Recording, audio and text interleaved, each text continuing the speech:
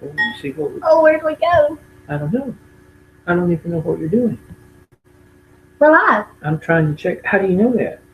Because it says we're live. Hey everybody, it's Jason. Rexanne. Fireproof in your Give it time to relationship, catch up. marriage, 50 It Shades catches of Grey. up. I'm not sure what we got going on. But it's last week. Because I have on the yellow shirt that you told me not to wear again. So it's, I mean, what is, We're live. what is, I don't know that.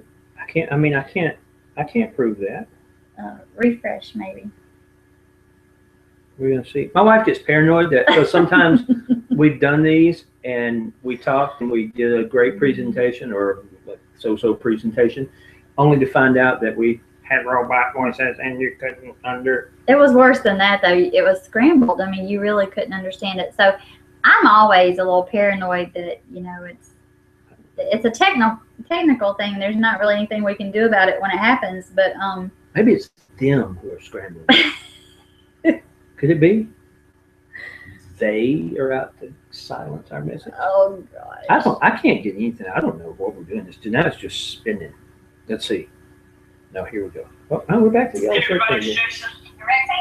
did you put in the right code? I put in the code you sent me. Marriage, 50 Shades of Grey. I'm not Then we're just going to I don't know.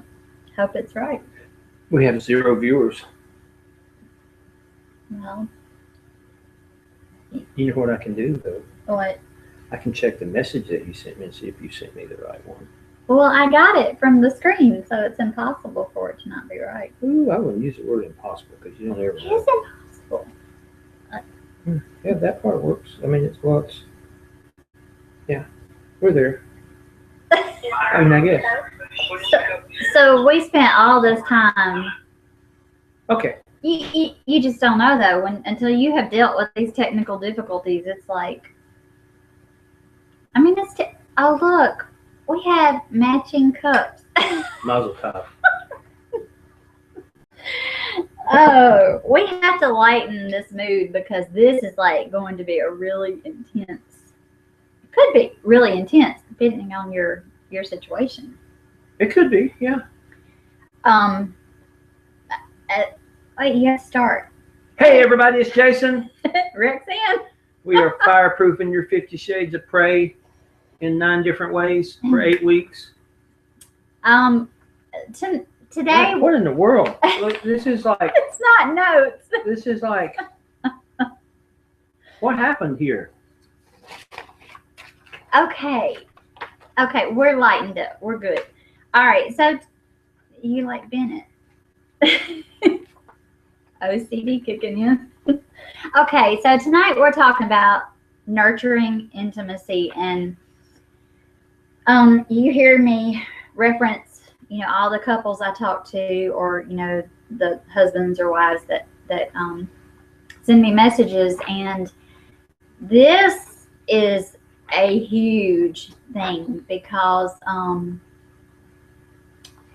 there's a lot of misunderstanding about intimacy.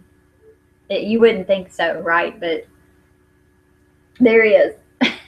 I think it starts in 5th grade. 5th grade?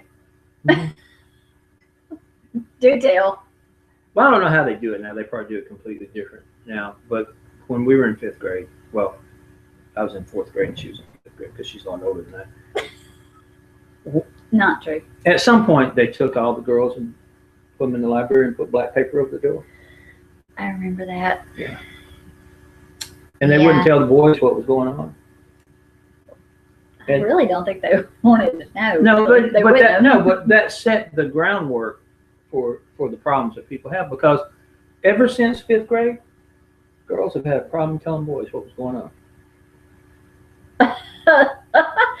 Okay, well. And guys have just been left out in the dark to wonder and make up their own ideas about what's going on. No, I don't think so, because I really don't think guys like try to understand intimacy. I think when you say intimacy, I think guys think sex. Well, yeah. No. I think so. Oh, they do think that, but there is so much more to it, and that is like really going to cause you problems. Did you know there are actually 5 different areas of intimacy? Does that mean you have a list? I do have a list. The first and most important area of intimacy, and we are definitely talking about, within the context of marriage here. I think there's probably a completely different set of guidelines for dating. I haven't looked into that, but this is really our idea of taking what we know from the Bible and from our own experience and from the experiences of all these people that send me messages. The other couples that we have worked with. There are 5 areas of intimacy, and spiritual intimacy is the most important. Why wouldn't that be the most important in dating? I don't know. No, because I read the that stuff one that you probably put, and I is. couldn't figure out where you were going. Well, no, with this. I read the stuff that you put down, and I really couldn't figure out where you were going with that, because to me, I was like, wow, that makes sense with dating as well. Well, that one makes sense with dating, but not as you get on down the list. Oh, I think so. Well, You go, I'll fill in the blanks. Oh, this is gonna be interesting. Because I am not a licensed therapist, which means I can say anything I want to. If they follow my advice, that's clearly up to them. That's true. Okay, so yeah, but we're not addressing dating, because later on we're going to talk about, an area or some things within these areas that, you can't really take into consideration when dating. And why'd you bring it up? He's so difficult. Okay, spiritual intimacy is like that. That's, you got to get that one, or you're going to have trouble, with the other ones, especially if you're trying to do it, the way God wants you to. I think that a huge part of the reason that people have trouble understanding intimacy is because they never take the time to actually learn what that means. And I mean, I'll jump ahead a little bit, but in her list, actually, the physical intimacy, the sexual part of that, is actually the very last thing on the list. And I think people flip that list around sometimes, and that's what causes problems, is they want to approach their life of intimacy from the physical perspective first, and that's where things go off track, because until you can learn to be physically intimate with God, with Jesus, it is impossible for you to understand what intimacy means beyond the physical world. Intimacy is a really intimidating word for some people, but really all it means is closeness with somebody else. So we have 5 different areas of closeness that you need to nurture with your spouse. And like we just said, spiritual intimacy is the most important. And, as spiritual intimacy, what does that mean exactly? What do you have to do? That's like doing Bible study together, praying together, going to church. It's all things spiritual that nurture. You need to nurture yourself spiritually, but you also need to nurture your relationship spiritually, because that's something that you should share. I was at a wedding one time, and they had this like big pyramid built out of champagne glasses. I mean, this thing was huge. And at the top there was 1 glass, and then under it was 2, and then under that was like 4, and then under that, you see where I'm going with this, and it just got bigger and bigger to the point where it was huge. And then what they did is they started at the top, and they started pouring champagne down, and as the cup at the top filled up, it overflowed and filled up the next 2, and then those 2 overflowed and filled up the next 4, and so on and so forth. When you look at your spiritual intimacy, you can't kick the table because it wobbles and things. When you look at your spiritual intimacy, if they hadn't started filling those champagne glasses from the very top, there would have been lots and lots of glasses that would have never gotten filled. That's a really, really good way to Okay. look at it. So if you look at that model and you apply that to your life, that glass, that one glass that was at the top, represents you filling up yourself from the source, from Jesus. And in turn, that overflowing from Jesus will then fill up the two glasses, which are to represent the husband and the wife. And then as the husband and the wife fill up, that overflows into the 4, which is the family, and the 8, which is the community. And you see where I'm going with that? You can't effectively you can't have the spiritual intimacy with your spouse that you need unless you have been filled to overflowing from above. And you can't spiritually impact your children unless both of you are filled to overflowing, and so forth and so on. Because anytime, and I'm not gonna, because she's got a little visual aid, but anytime you start trying to serve from that position of lack, it becomes more and more difficult. Because when you're doing this from a position of overflow, it benefits everyone. And when you're doing it from a position of lack, something has to be taken from one or the other. So, we have both been married before, and we've told this story before, but we never know when we have new people watching that don't know the story. We agreed, there was a time we were both dead set against getting married again, and when we decided we were going to, we wanted to do it completely different this time, so we would have a completely different outcome. And we decided to do it by the book, the Bible, do it God's way, not our way. And I mean, this has been a completely different experience. The whole the man leading the home, and I'm being submissive, and we have this level of spiritual intimacy that we have is just, I cannot imagine how I ever try to do it without that. It makes things so much easier, don't you think? well, of course it does. I mean, because that's the only way that you can do it the right way. And I mean, Jesus was being honest with us when he said, my yoke is easy and my burden is light. When we try to do things in our own power, and then we're continually, messing up and trying to improve things incrementally in the middle of all this mess, that's the hardest way that you can possibly do it. And unfortunately, you leave a wake of failure and disappointment and destruction.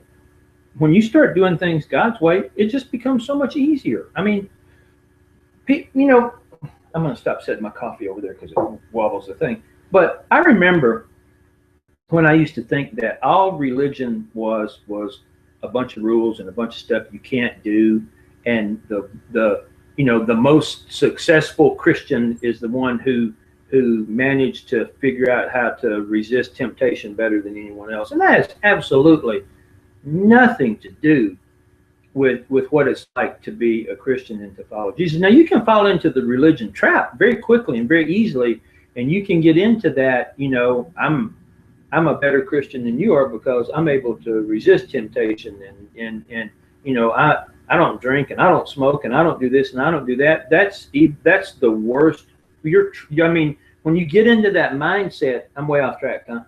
No, go ahead. But when you get into that mindset of comparing your sinlessness to the sinfulness of other people, what you're doing is you're trading drinking and smoking and all this other stuff for pride and arrogance, and there is no difference. You may as well be running around drinking and smoking and doing all the things that you're proud that you don't do anymore, if you're using your deliverance from that to position you above someone else, because that's the essence of pride. And actually, pride is the greatest sin. I mean, pride's what created the devil. Pride is really what caused the fall. Mhm. Because it was that when the devil said, and you be like God. And Eve went, It wasn't about fruit. You know that? Look at your neighbor and say it wasn't about fruit. The garden was full of fruit. It had nothing to do with fruit. It was about pride. It was when the devil said, the devil tricked Eve into listening by saying, God didn't say you'd surely die. And she went, wait a minute, did he?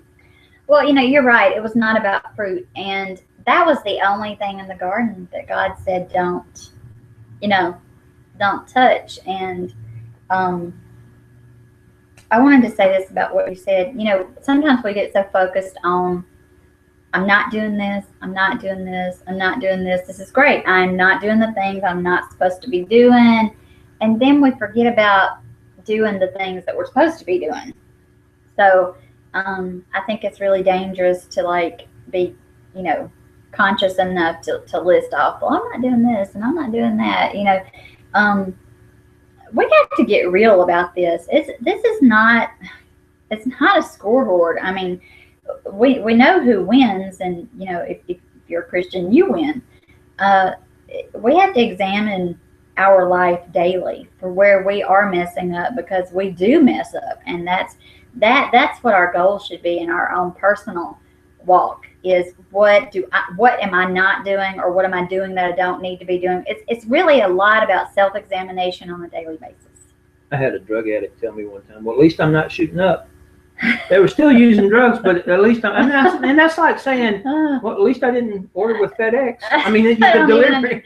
Oh gosh. But when we are wandering around and confused, we will do everything we can to justify our actions. And that's why it's really important that we, focus every day on what am I doing wrong? Because, So how do we improve our spiritual intimacy? I'm trying to drag this back on track. It's your fault. Okay. Well, that's what I was saying. We have to do all these spiritual things together. We do 2 different Bible studies.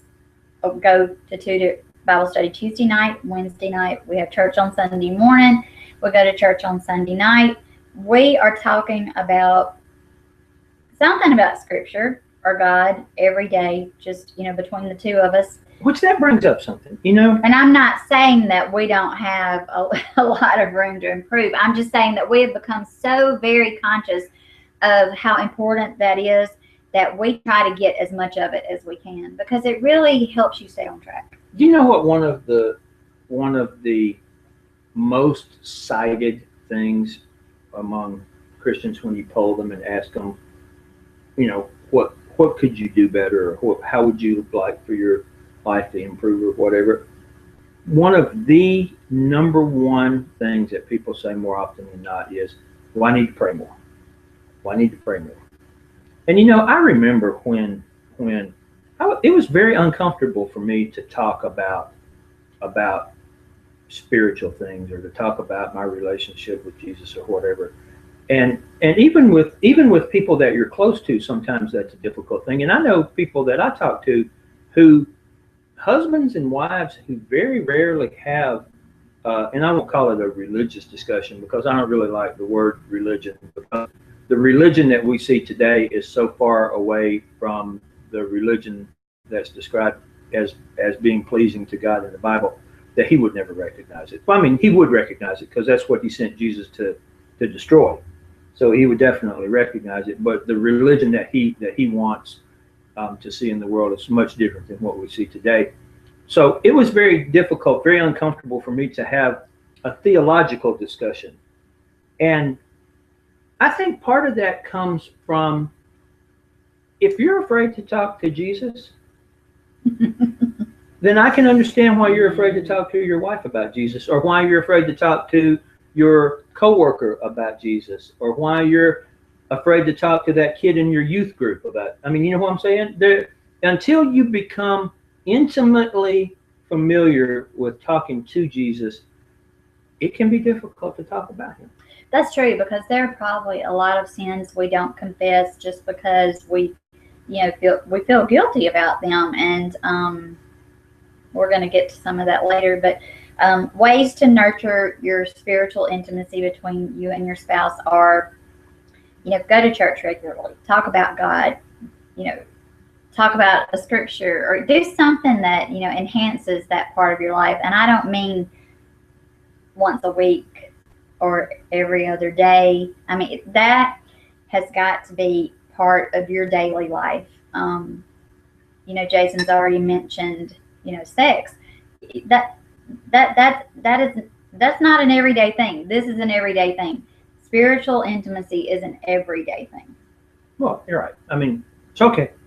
I mean, it's your guiding force for all the rest. And it is that uppermost important thing that all of these other things that we're going to talk about are going to flow from. So if you keep that champagne glass concept in mind, as I like that, really. As your intimacy with the Lord fills up, then your intimacy with your spouse will fill up, and then those things will overflow into these other 5 things that we're going to talk about. That's true. I was just thinking that there may be people that go, okay, but we go to church together. Well, I've been there too. There was a time, I was married, we went to church, but we didn't talk about scripture. We didn't get deeply, like you and I get, like, sometimes we talk about it a long time. I went to the beach one time and didn't even get wet. There you go. You can go to church together, and that's not nurturing. That's just nurturing involves back and forth and togetherness, closeness. You can go to church together and never even talk or mention it, or that's not closeness. That's just being in the same place at the same time. Some of the best growth that I have, I'm sure Rexanne will agree with this, is when we have just sort of impromptu, I'm going to say random, I come up with random stuff all the time, but just sort of impromptu discussions about stuff. I'll have something that'll come into my mind, and I'll say, well, what do you think about this? And she'll say, oh, I was just reading something about that yesterday. And it will turn into, an hour-long conversation about, what our shared beliefs are, what our individual beliefs are about a certain topic, and we talk about this all the time. I come from a non-religious background, and Rexanne comes from a years and years of religious, I don't know, upbringing and stuff. So we both have a very different perspective on things, and we share a lot of the same ideas too, because we walk the same path, and that, so when you get to the point where you can do that, it really will be beneficial for you, because then you have that study buddy, that steel sharpening steel thing that we're supposed to have, and the reason that God designed marriage the way that He did, because that's exactly what's supposed to happen. One of you is supposed to come to the other one and say, hey, I was reading this, what do you think about that? And go, oh, I don't know about that. And and then sit down and study it and come up with a collective understanding of it together. That's a really cool thing about having a partner. Well, when you have that common ground, I just can't say it enough. Everything is just so much easier, because you can always go back to that. I mean, the spiritual thing becomes your basis for everything else. I mean, everything. And that is how this is completely different from. According to the clock on the wall, if we don't move through these, we'll be here for 2 hours. We'll be here for 2 hours, because we're already almost 20 minutes into the. I know, it just. But see, this is how we are. I mean, this is what we do every day. I mean, we just talk, and it's easy, especially to talk about the spiritual stuff. So the others will probably go a lot faster. Okay, next is mental/intellectual intimacy. Ooh, I couldn't hang out with no stupid girl. Whew. That's not what it means. Yeah. Huh? No? It's not about how smart you are, no. Or how, no. I still couldn't hang out with no stupid girl. I'm going to take that as a compliment. So what do you mean mental and intellectual? Because to me that says smarticles. No, actually, it's about our ability or willingness to communicate about the things that pertain to our life and our marriage. It's about sharing ideas, and I'm just going to look at what I've written because that helps me stay on track. Sharing our ideas with each other, discussing finances, which, you know, a lot of couples hate to do, creating goals for your life and your marriage, you know, the things you want to do, the things you want to see. This is the area of intimacy where you plan your dreams. You know, I think probably one of the sex and money are the problems that people reference as being their biggest issues. And there is no substitute for being on the same page financially. And I can't tell you, I mean, I was guilty of it at one point in my life. You were probably guilty of it at one point in your life, of having his and hers bank account. I mean, especially when two people work, right? It really becomes easy to get into this. Well, you just take half the bills and I'll take half the bills, and I'll pay that out of my bank account and you pay that out of your bank account. Well, or even not even that, just being unorganized with it. But that comes from not being together on it. You know, you've got to talk about it. You've got to have, you know, the same plan. I mean, you've got to have the same plan. And if you're trying to do it separately, well, that's not what husbands and wives do. That's but what there are college some roommates who do that. I know, but that's what college roommates do. True. You know, you pay the light bill and I'll pay the water bill, and that's what college roommates do. I mean, if you're out there right now and you have his and hers bank accounts. What? Yeah. Well, okay. Let me tell you why. Okay. I'm gonna set the coffee down. Let me tell you why having his or hers bank accounts is a bad thing. Number one, you're not together like you're supposed to be. Okay. And number two, it opens you up to the potential problems. Okay. Not that I would want to have an affair, but I could not send flowers to my girlfriend if I had a girlfriend, because my wife has access to all of my banking and financial information. Yeah, because sometimes I go, hey, what's this? What's this PayPal? Yeah, and he sometimes has to think about it, but it's always something that I've heard him mention, you know, and I didn't remember. But it keeps you honest. Transparency. Right. You are completely transparent, and it's a must. I mean, it is. I mean, I can think about so many problems in relationships that would be avoided just simply by having, well, just as you said, transparency, so that your spouse has open, complete access to the finances. Because it would be really hard for and I use myself as an example, because it would be really hard for me to hide a drinking problem. Yeah. You know, because my wife would see, you know, liquor store, Bill's Bar, you know, I mean, she would see all this stuff on my bank account. Whereas if we had her bank accounts, I might be able to, you know, you wouldn't have any idea how much money I was spending or where I was spending. If you have separate bank accounts, there is no togetherness there. You're not nurturing any closeness. As a matter of fact, you're keeping your distance. So if you have separate bank accounts, get those together, because that's really going to help you. Now, when we start talking about the whole dreaming and planning stuff, one of the other things that people get listed as a complaint in their marriage is, at some point, it just feels like we're in a rut. Mm-hmm. We're just, you know, unless you have cooperative dreams and plans and schemes and things that you want to do together and all this stuff, how it would really become, today is just a copy of yesterday and a preview of tomorrow. Right, and it will be that way unless you plan.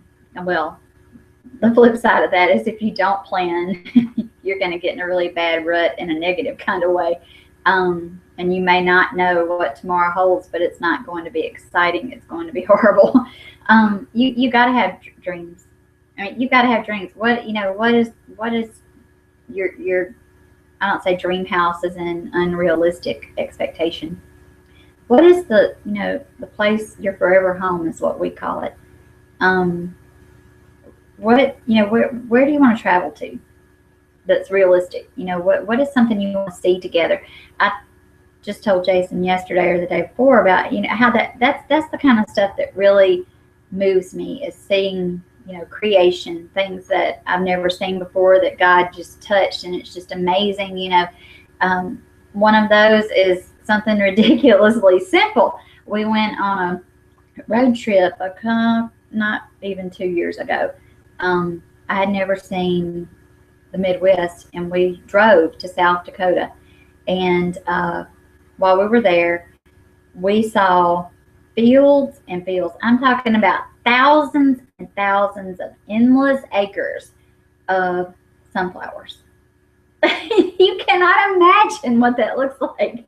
I mean, I have never even thought about it, about there being. And these weren't like sunflowers like this big. These are like, big giant sunflowers. And that is something that just amazed me, because I love, to look at what God has created, and I could not get over it. It was just endless. I mean, for as far as you could see, just a ginormous field of sunflowers. And we got out there and we took pictures, and we just had a good time, experiencing it. And that's something, that did cost us something in that we went on this road trip, but that sight, that experience and sharing that with each other, that didn't really cost us anything.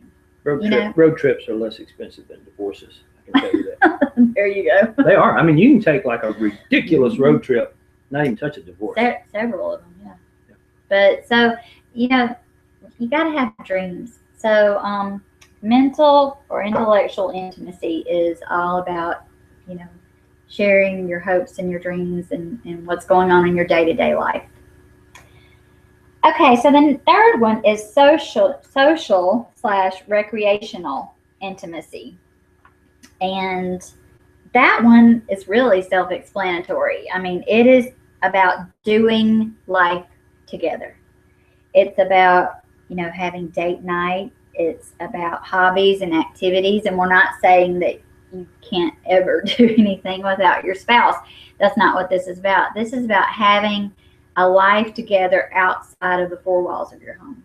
And you may not get, much further than your backyard. Maybe you've got a pool, or maybe you've got a garden, or maybe you've got a pool table down in the basement, or it's about doing things together. And it doesn't always have to be date night, and it doesn't always have to be without the kids, although you need to do your fair share of that. I mean, you need to maintain your relationship as a couple, and doing things creates memories, that last forever. And it shows that you want to be around this person that, you've committed to. Well, I mean, I can just think of, again, people that I have seen, guys that had in South Dakota, it's kind of a joke, and the women, all the women make these jokes that, and it happens here too, but, when pheasant season arrives, these women call themselves pheasant widows, because, they don't ever see their husbands, until hunting season is over, or until fishing season is over, or whatever. Yeah.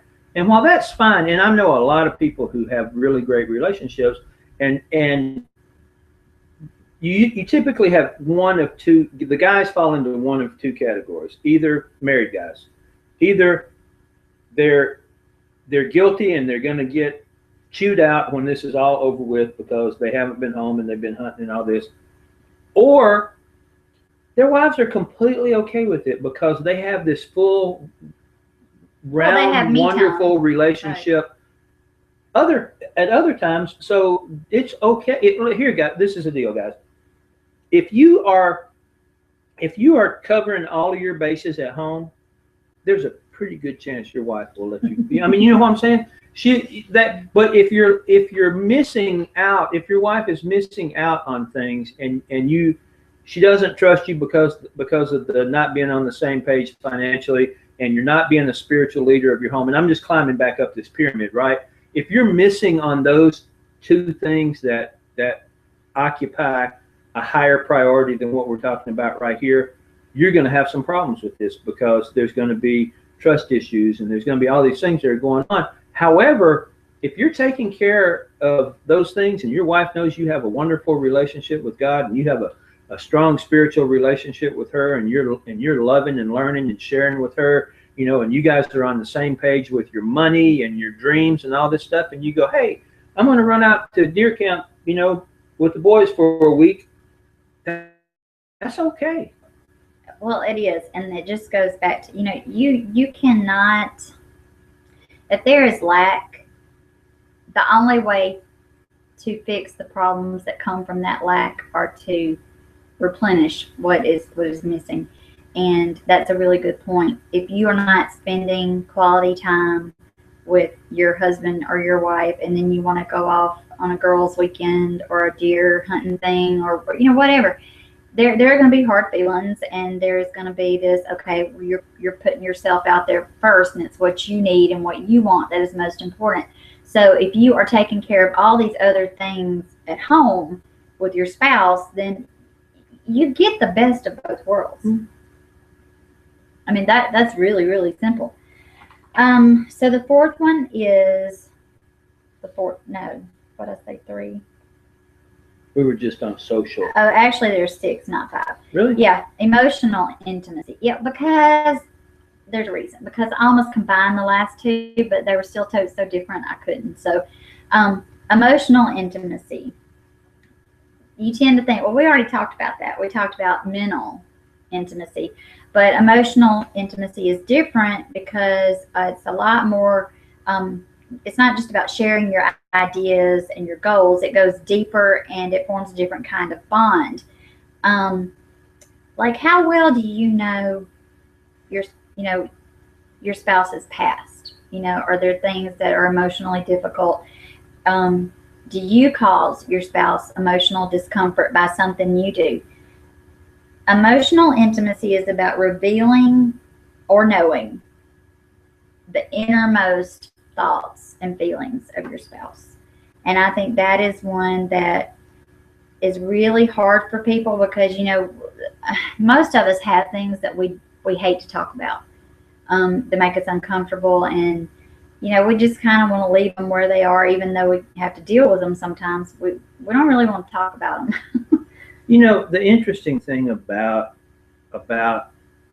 being born again, the most interesting thing about that is you get to the point where you actually understand that you're not that person anymore. So it makes it very much easier to talk about the things that you did and you were and that happened in your past. And that's part of the magic, of being filled with the Holy Spirit and all this stuff, because we're supposed to be able to talk about those things with other people so that we become that example of, you always want people to look at you and go, man, if Jesus can do that with him, he can surely do this with me, But the thing about it is, when you start talking about emotional things, there's an entire industry, the psychotherapy industry, that revolves around the fact that it's difficult to talk about emotional issues. So the key to this is,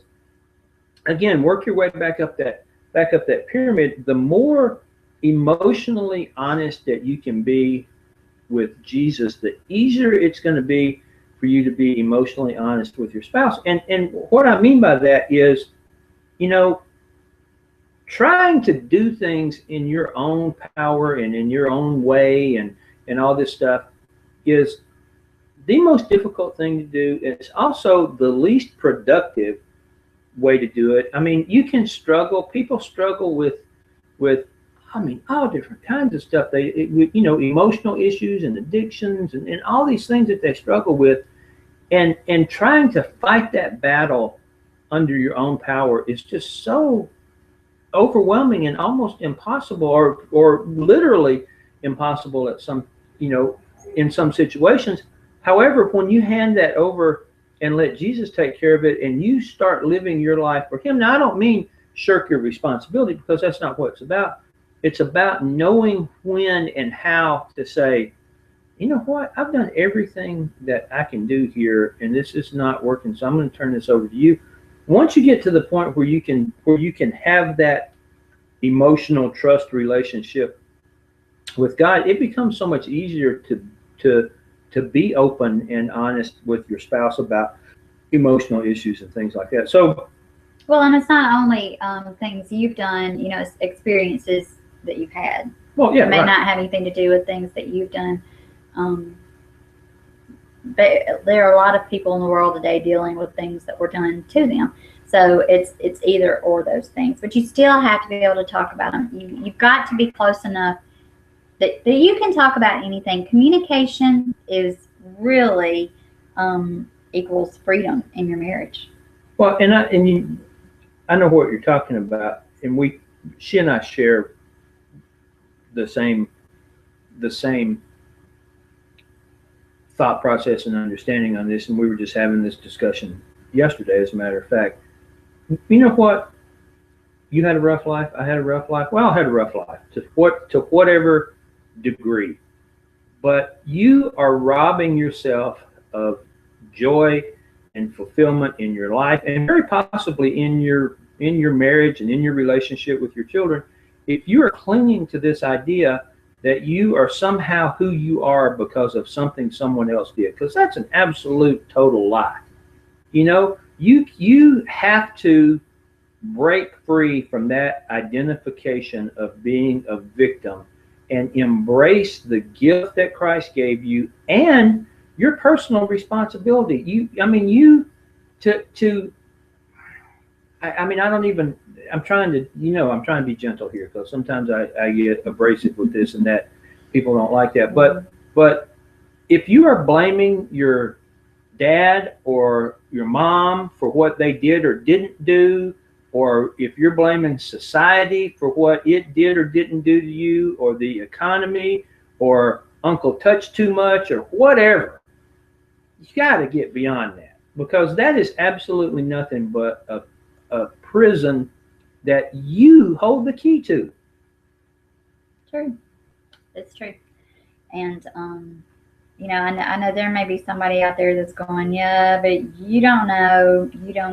But the truth is, you don't know either. Just like Jason said, you know, we've had issues to deal with, and, you know, we're not sitting here claiming to have this, you know, rosy 45 years on this earth. And, you know, we're not saying, I know a lot of people try to pretend like it's all been good.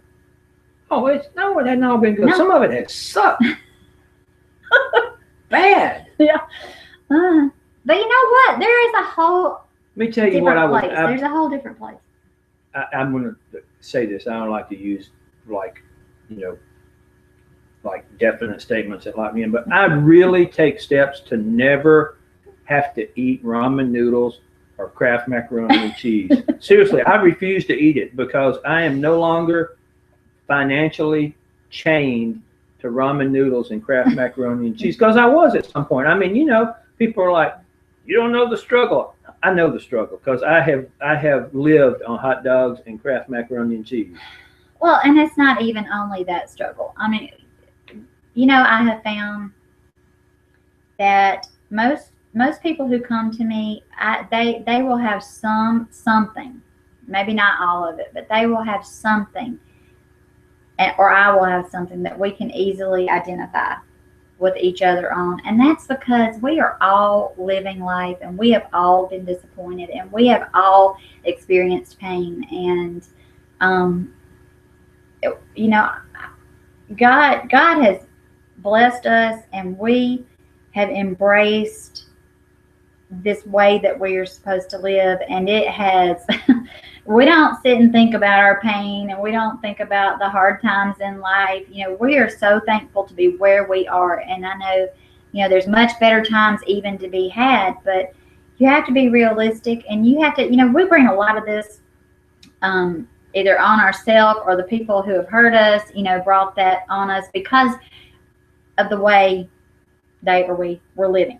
And when we are seeking God every day and walking in Jesus's footsteps, hurting other people is very hard to do, because you are just not that kind of person. You know, you may not always mean to hurt somebody. Okay, but if you're walking in Jesus's footsteps, you are more conscious of your, you know, how your actions are going to affect other people. I mean, you can agree with that, right? Because as many years as you lived without Jesus, you can completely attest to that, right? Mm-hmm. I mean, I just can't stress enough about how walking the path that God has for you, how it will reduce so much of the trials and the pain and everything. So the last two are, I'm going to start with physical intimacy, because a lot of people mistake intimacy, period, for physical intimacy. And we've already shown you that all intimacy is not physical.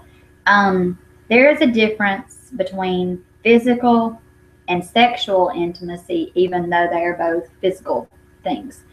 And I'm probably going to read this because, like I said, I don't want to. This was really good stuff that God gave me, and I don't want to mess it up. Most people misuse the word intimacy altogether, and they only understand it and use it in the context of sex. Intimacy is not just about sex, and physical intimacy is not about sex at all. Physical intimacy is about non-verbal affection. If you need examples: hugging, kissing, holding hands, cuddling. Physical intimacy is non-sexual affection.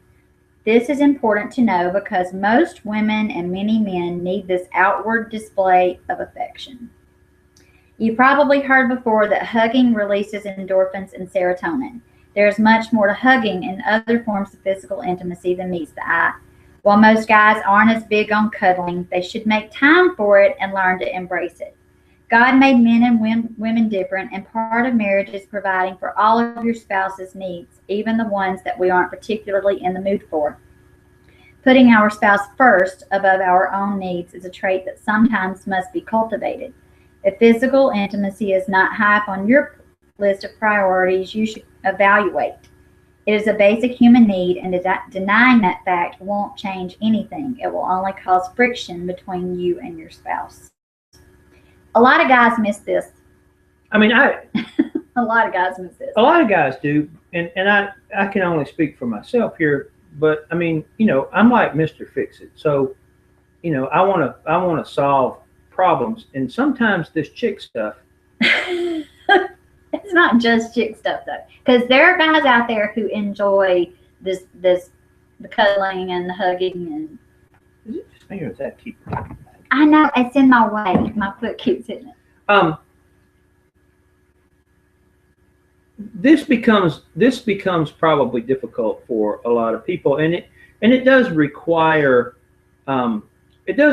special attention. And if I can only imagine how difficult this would be for people if they didn't have some of these other areas, you know, taken care of in their life. Because, you know, as we move back up that pyramid again, you know, if you're dealing with financial problems and you're dealing with trust issues and you're dealing with disconnected his and hers social issues and you're dealing with all this stuff, then all of that compounds as you get deeper into these things. So when you get down to the physical intimacy level, you know, your trust issues and your past wounds and pains and transgressions and all this stuff they just compound at every level.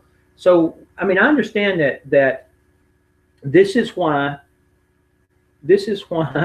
sex is the number one issue with people. That, I mean, Rexanne deals with a lot more people than I do, but just the people that I know that I come in contact with, it's either too much or not enough, or you know, or it's an inappropriate combination of one or the other.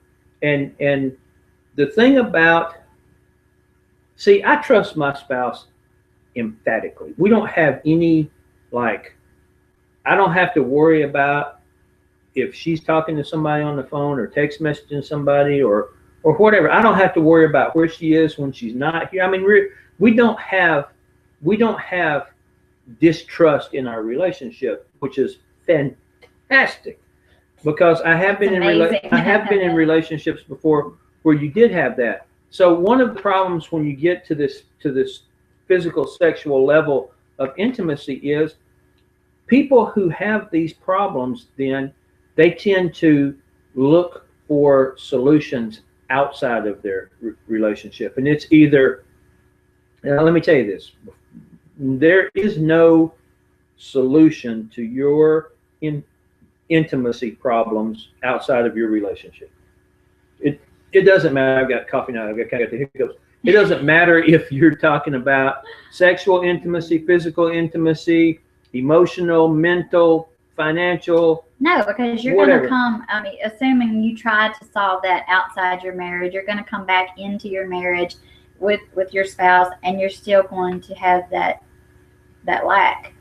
So you're going to keep struggling to find that a way to feel that, and you're never going to be filled because it's not coming from the source, that you want it to come from, that it should come from. I like the way you put that. So let's back up to the top. If you are having spiritual lack in your life, if your life is devoid of spiritual intimacy, you cannot find a permanent solution to that outside of Jesus Christ. You can find a temporary solution to that outside of Jesus, because there are you can go out there and you can find Mohammed, and you can find Buddha, and you can find Swami Baba Rukamambam, and I mean seriously, or you can find animalism. The animal rights movement is one of the craziest religions that I've ever seen in my life, and people are like, that's not what it is. Yes, it is. Animals don't have rights. Should you treat your animals kindly? And yeah, you absolutely should, but they don't have rights. Okay. Human rights. When you put the quote rights of somebody ahead of everything else in the world, just like in Rexanne's thing here, she points out some pitfalls that she hasn't read through. But when you put your spouse ahead of God, you have caused a huge problem in your life. When you put your children ahead of God, you've caused huge problems in your life. When you put your pets or your job or your sexual orientation or your whatever ahead of God, you have a huge problem in your life. And then as we come down a level, if you put anything ahead of your spouse other than God, you have a problem. So there's a hierarchy here. So my point in this whole thing is, you can find temporary satisfaction to the physical issues that are going on in your life, because there are plenty of people out there that won't respect the sanctity of your marriage relationship, and they'll do whatever you want to do. But you know what that's going to do? It's going to compound your problems, and it's not going to be satisfying for you. You are going to get to the point where you want more, and you want more, and you want more, to the point where it's impossible to satisfy that need. You solve these problems in the covenant relationship that you have with your spouse, and that the two of you have with God. We need to go on and mention sexual intimacy, because it kind of ties in with physical intimacy, and you've already touched on it. This is one that is neglected so many times, and I wish I had the numbers on how many people have come to me, husbands or wives have come to me with issues regarding, some people have all issues with all these areas of intimacy, but I had people come to me where physical and sexual intimacy is completely non-existent, and those all alone are huge problems, cause huge problems. But if you add that on to any of the other areas of intimacy, an area of lack, I have seen women in absolute it is so sad to be in a marriage where you have no touching, women. We've talked before about how women think differently than men, and women dwell on things, and I can tell you if you are not having any physical contact with your wife, and you've got to learn to read her. Some women, most women really like all of that, cuddling, all that non-sexual attention, affection, because it says, I like you.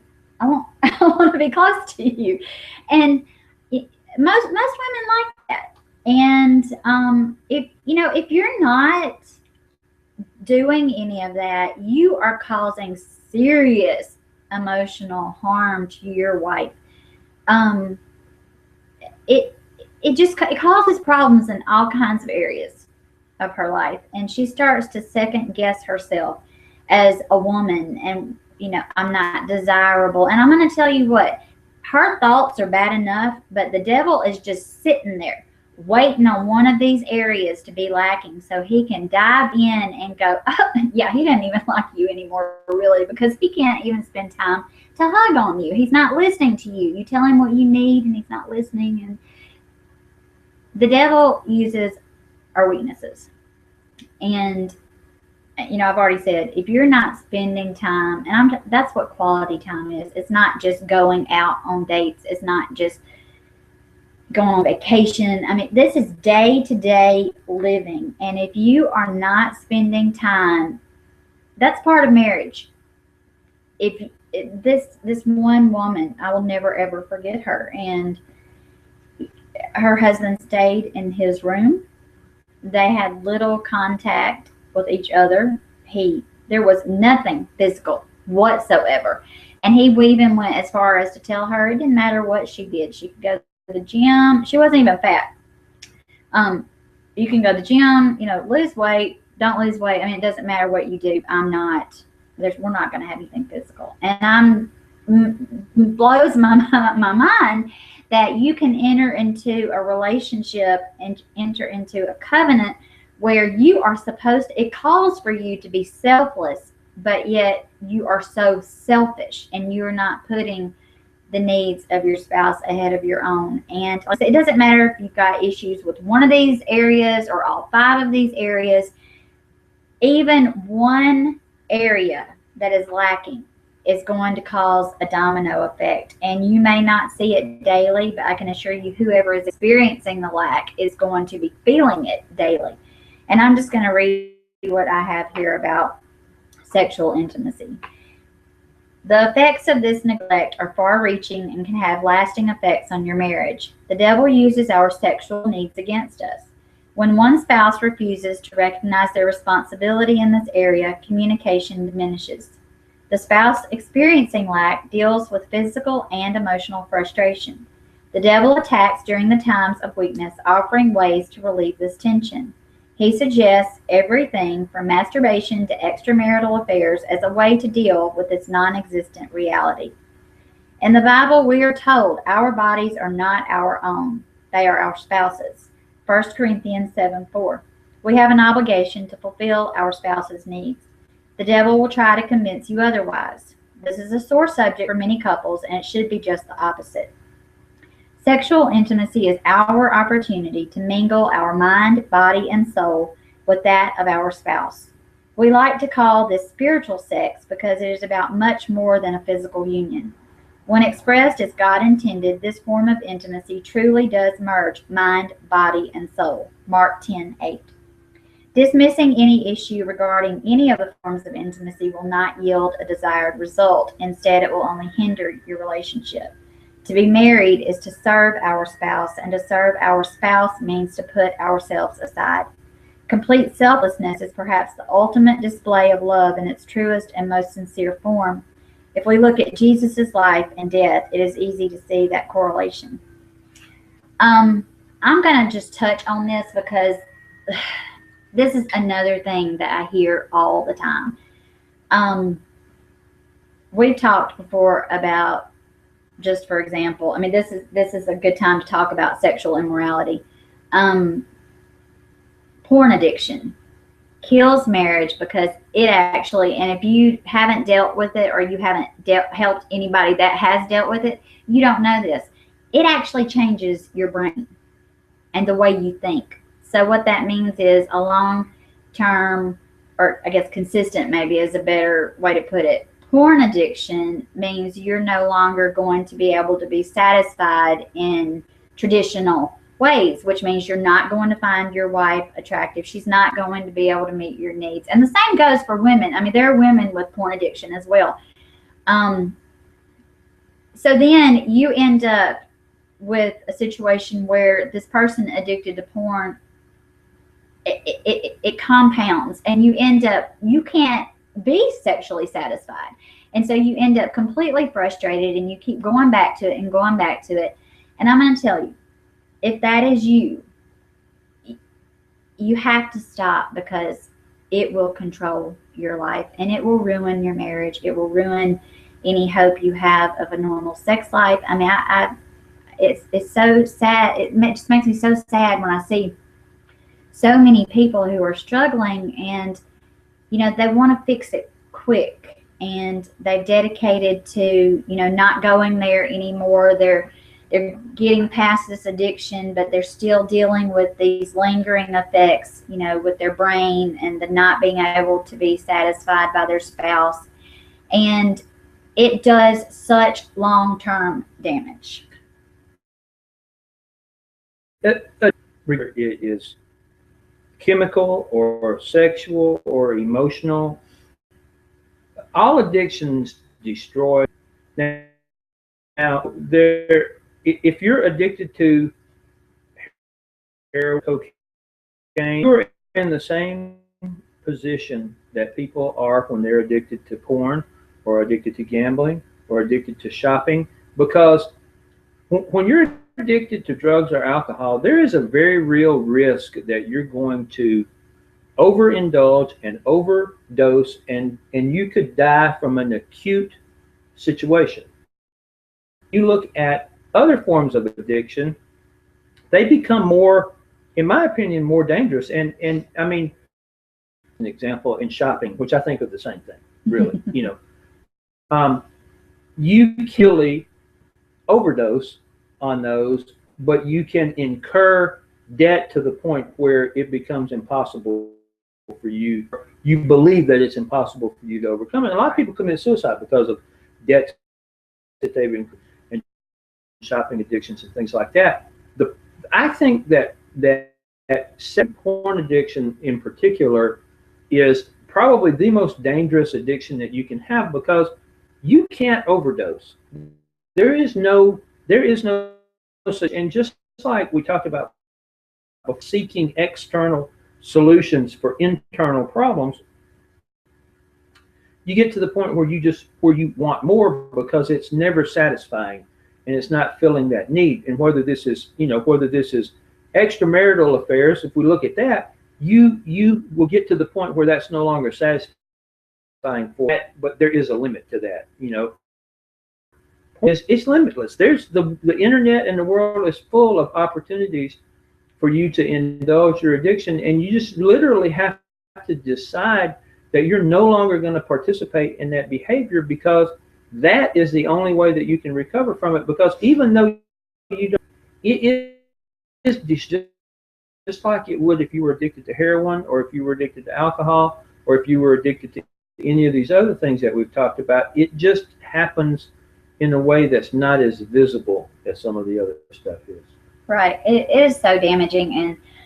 And you cannot nurture a physical/sexual relationship with your spouse if you are seeking selfish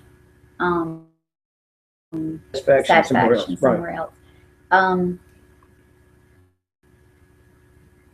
We just said that sexual intimacy is different than physical intimacy, because it carries you to a completely different level. And I think Jason actually may have coined the phrase spiritual sex. It's hard to explain, but any adult can go out there and just have sex, and it's a purely just physical thing. Think about, there is no connection whatsoever physical. And but God intended this for husbands and wives. And when done from the way God had in mind, completely consuming experience. It is mind, it is physical, it is mental, it is spiritual and emotional, all wrapped up in. I think more couples than not don't get to experience that because of their life experiences and there's something they're holding on to and they won't let themselves. I think there are a lot of things that come into play, and that's where healing comes in. And that's one of the reasons you have to be able to talk to your spouse about. And know there are people that come to me and they cannot talk about sexual issues and because it's too uncomfortable. But if you can't talk to your spouse about even those things that make you uncomfortable, I don't think you can ever get to the whole spiritual sex thing. I think that is a culmination of all these areas of intimacy being, existing and flourishing. And I think so many couples are missing out on sexual intimacy as God intended it because of any area of lack in these. Well, I mean, when we look at and there's some discussion that border on some supernatural concepts that people make. Oh, that's a good word. Supernatural. Here, Satan came into the garden with one mission, and that was to destroy the relationship between Adam and Eve, and to destroy the relationship between Adam and Eve and God. That was it. I mean, and he was the way that he did that. The reason that he wanted to do that, and the Bible is very, very clear about when it talks about the reason that you're supposed to guard your relationship with your wife, and you can't have these things that come between you because they hinder your ability to pray and to have your prayers answered and to do these things. The reason that God put man and woman together is so that we could go out and we could take dominion, take control over the creation, over the earth, and subdue it and turn it into a picture of what God wanted it to be. And as long as you have influences coming between you and your spouse, it is going to be that much more difficult for you to do the things that God intends you to do. And we're moving way beyond talking about just having a wonderful marriage relationship, because that is so really superficial when compared to what it is that God intended for the husband and the wife to do in this world. And I mean, we've really lost sight of that, in my opinion. I mean, people, if you ask a Christian, well, what's the Great Commission? Go forth into all the world and preach the gospel. Yeah, but what was the first one? What was the very first commandment that God, or the very first instructions that God gave man beyond do not eat of the fruit of this tree? He said, go into the world, subdue it, take dominion over it, be fruitful and multiply, because God expected Adam and Eve to take that little picture of perfect, the Garden of Eden where he put them, and to have children and to bring those children up in the ways of the Lord so that they will not depart from them. And then when those children go out into the world, they take that and they create those little gardens of Eden out there in the world. And that's what we're supposed to do. Your home, your family life is supposed to be that little replication of the Garden of Eden within the four walls of your home or within the confines of your property, so that your neighbors, and when people walk by, they look and they go, that's beautiful, that's wonderful, I want that. And in order to do that, we have to set aside all of these trivial things that the world tries to put between us, and we have to,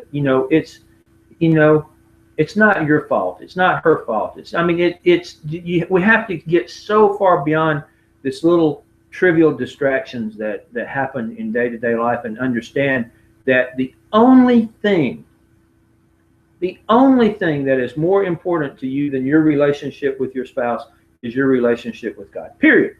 Everything else in this world falls below that and flows from that. That's really good, and it's so true. We're going to post all this on our blog, and what I want to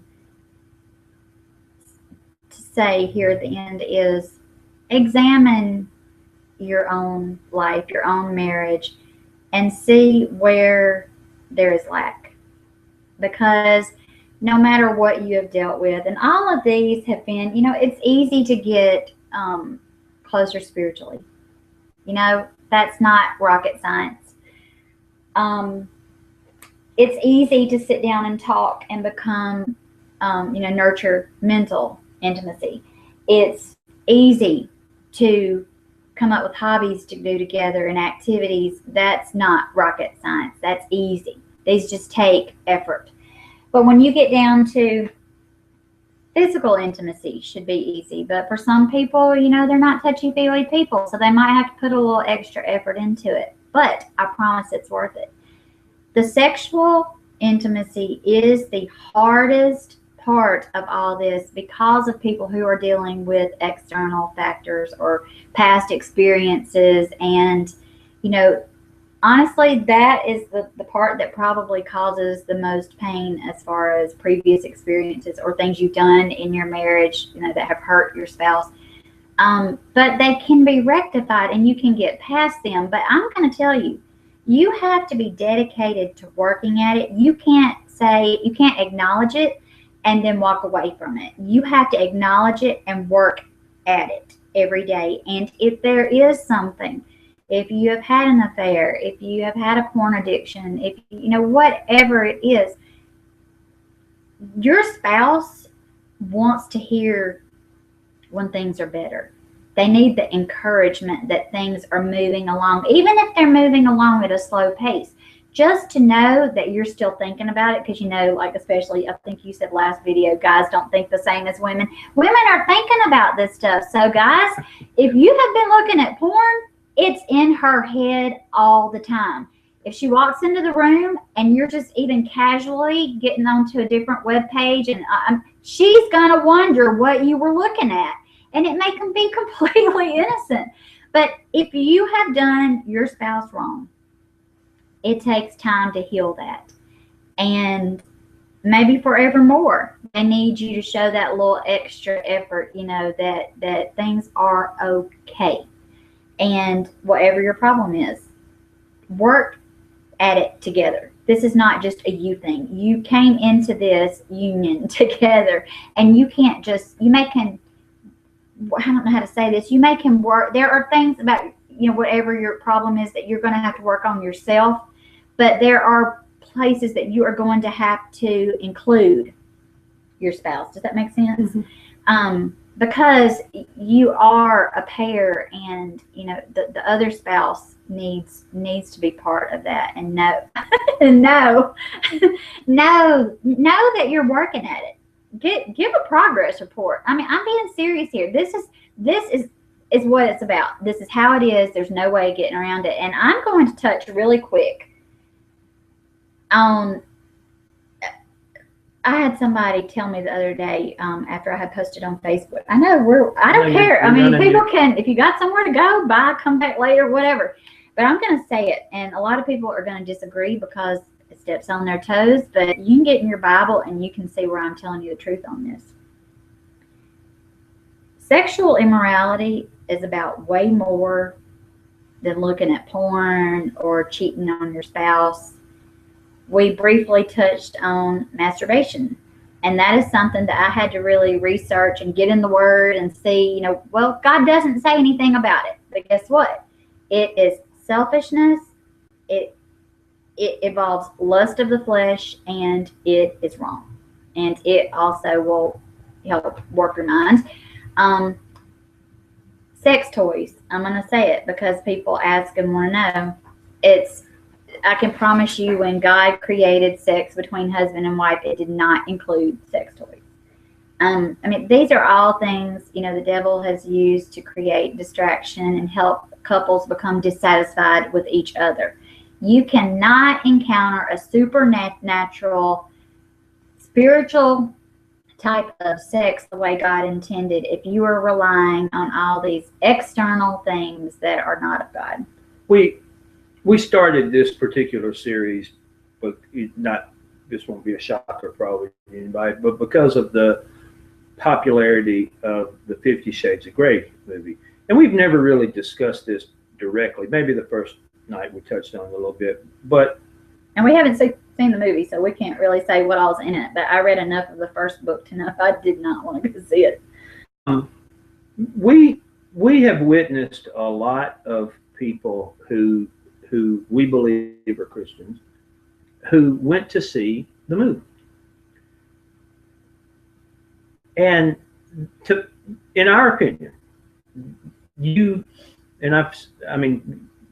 touched on this a little bit before, but that's looking for an external source. Well, somebody said something about, you know, they didn't want to go and see 50 Shades of Grey because they didn't want to be in a room, you know, with 100 frustrated housewives, you know. And I'm thinking about that, and I'm going, you know, that's a really sad commentary on the world today, and especially on the Christian world today, when housewives are going to see this movie to cultivate some sort of fantasy of. I don't know. It says it stopped working, so I don't know. I don't know which one though. Why does it do that?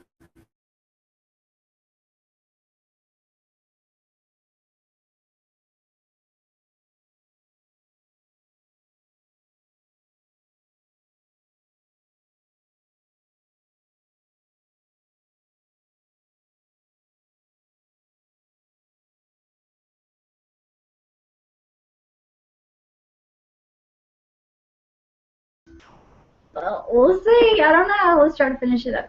So anyway, Frustrated housewives. right, with a theater full of frustrated housewives, and I think it's a sad commentary on the world today, and especially on Christian behavior when women are going to see this movie to cultivate some sort of fantasy of what what their sex life could or should be. Number one, I don't think that bondage and sadomasochism is a picture of what your sexual relationship should be. Anyway, I think that's deviant sexual behavior, and I mean, I'm sure people would argue with that and be, oh, it's perfectly fine because it's between consenting adults and all that.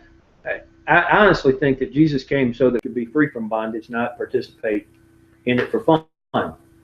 I think, though, what the most important thing you said is it is horrible for me to think that there are, you know, there's this huge number of frustrated housewives out there, and that's something that should be alarming to husbands. This is where husbands and wives go. Is my spouse frustrated? And in this respect, we're talking about sex, and it could be about any of these areas, but you cannot experience lack and your marriage thrive. You can survive, but it's not going to thrive. Are you going to the? I'm going here. You wanted to do that from the whole thing, and I thought maybe we'd gotten beyond that. You don't like this? No, I'm okay with it. Okay, so anyway, you cannot have lack. This is an empty jar, and we're gonna like pretend it's like a gas tank. How far are you gonna get if your tank is on empty? You're not going anywhere. You're stuck. You're stuck, right? You feel, if you run out of gas, you feel frustrated, right? So you can't run on empty. Do you need to draw the cup? Well, yeah. Okay, so here we have a jar that's a little over. You have to hold it like this so they can see half this. full. Yeah. Because when you have it like this, they can't. It's impossible. Okay. Anyway, okay, so let's imagine this is your gas tank and you've got a little over half. You can get somewhere on this. You can get closer to your destination, but you may not be able to get all the way to where you're going on this, but you've got some wiggle room here and you're going to go places. If you have lack in any area, any of the 6 areas we talked about, if you got nothing, you got to fix that. You got to fix that because you are stuck and there's frustration. What? Sometimes you have pesos that go into your gas tank with your dollars and cents, and you need to understand that just because you think you're making valuable investment your tank, it's not always worth as much as you think it is. The point is here, 10 pesos is you've got to evaluate your situation. And I know that sometimes that is painful and we don't want to see the truth of what our reality is. But the reality is there are a lot of frustrated housewives. There are a lot of frustrated husbands. And it's time to, and I'm just using this last one because I said it is the biggest thing I have seen, that it is the most common thing and it's hard to overcome. Stop thinking about yourself. I'm sorry. You got 3 kids and you're tired. Okay, so what? Your spouse is supposed to come first. Your relationship will be that much better for your selflessness. So no matter which of these areas you have a problem with or have lack, you have to deal with it or it's only going to get worse. We said that before. It's not going to get better by ignoring it, and work on it together. So let me ask a question quick. You talked about all this stuff. So where does somebody start? Well, I guess it would depend on what the area of lack is. Really? What do you mean? I'm not sure. I mean, I'm sure there's a simple answer and an obvious answer for what you're asking, but I'm not sure where you're going. Well, I mean, I think the solution to all these problems begins at the top. Oh, well, yeah, we said that. I think that every problem that you covered on there is actually a symptom. Oh, definitely. Definitely. But you have to acknowledge the symptom. You know, you can be great. Let's say you're on top and you're great spiritually. You know, your spiritual intimacy is as good as it gets. You know, great. But if you're not willing to acknowledge, the one on the bottom is the most common. The one on the bottom, let's say you're not willing to acknowledge the whole physical or sexual intimacy problem. That is not going to be fixed. You're not going to be cured. I mean, you can't get well. So you've got to evaluate where your area of lack is and then start at the top and get God to help you. Because I can promise you all this can easily be fixed if you bring God in on it. Well, and that was my point. All of these things are symptoms of a lack of that spiritual intimacy, because the more adept you get at communicating with God, at nurturing this intimacy with God, the easier so much of this other stuff becomes. Because as old things fall away, you stop being interested in selfishness and in external stimulation and distraction of whatever that might be, whether it's any of the things that we talked about. I mean, the world is full of stuff that distract and take away from your mental, intellectual relationship with your wife and your social relationship. I mean, so any of these levels, a problem. Let me get this out. A problem on any of these levels is a symptom of a lack of intimacy at the spiritual level with God. I mean, I firmly believe that, because the more you nurture that relationship with God, the more that you walk hand in hand with Jesus, the less opportunity you have to allow these other things to come into your life. I mean, you know, And I tell you, another powerful question to ask, and you got to direct this one to God. And we should do this daily just in our individual walk, but ask God to show you where you need to improve as a wife, as a husband, because if you are willing, God can do things so much faster. And somebody said that to me the other day. God can work in anybody, but when somebody is willing to accept, what they need to change about themselves, God can deliver you like that. Well, And last night I heard something that I thought was really profound and useful.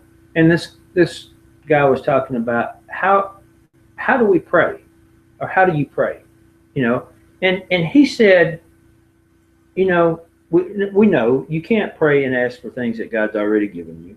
So if you study in the Bible what the promises of God are, honestly, if you're praying for that stuff, you're wasting your time, because that's why God put it in His promise, right? I mean, there's a book there that tells you what all these promises of God are. So pray that God will make you worthy of the calling that He has put on your life. And people go, well, I haven't been called by God.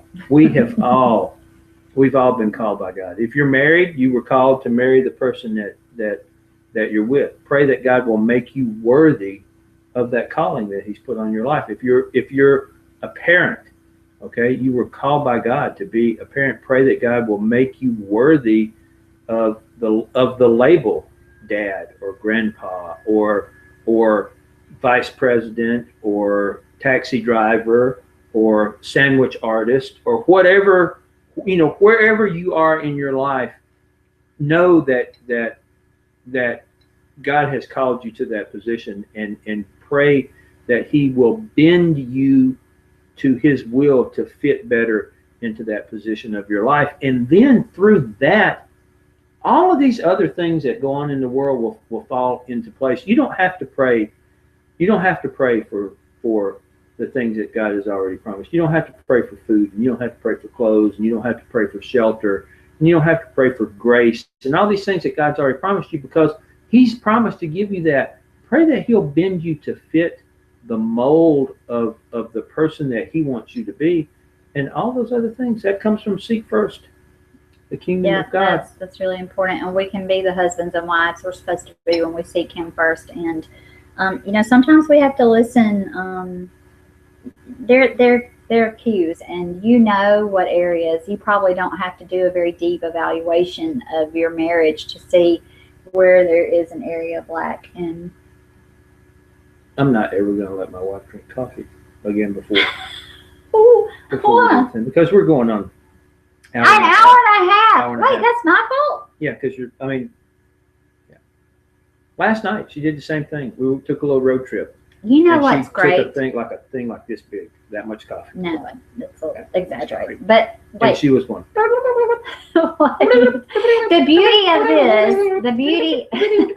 The beauty of this is the pause button. So if you've had enough, push stop. If you want to hear more, push pause and come back later. That is the beauty. I got a little cowlick thing going on. A video, yeah, I see it. It's like kind of like alfalfa. Okay, so that's all we have. We're going to post the link down below to the post that has all this great information in it. And just like always, we do this because we want you guys to learn and grow along with us, because we want you to have the best of your life. And start today. Good night.